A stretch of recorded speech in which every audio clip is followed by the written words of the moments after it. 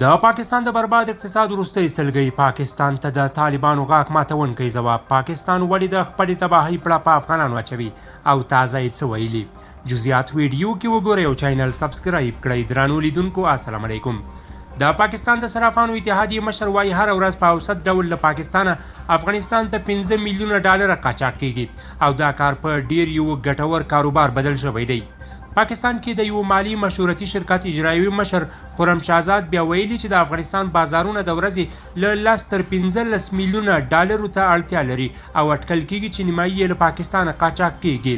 خو د طالبانو تر کنټرول لاندې د افغانستان بانک ویاند حسیب نوري وایي افغانستان د دې هیواد اقتصادي ملاتړ لپاره کافي ډالري زیرمې لري. د افغانستان بانک هره اونۍ 18 میلیونه ډالر لیلام کوي. په ورته وخت کې طالبانو د افغانستان له ټولو دولتي او خصوصي بنسټونو او مؤسسو غوښتي چې په اقتصادي راکړه ورکړه کې افغانۍ وکاروي.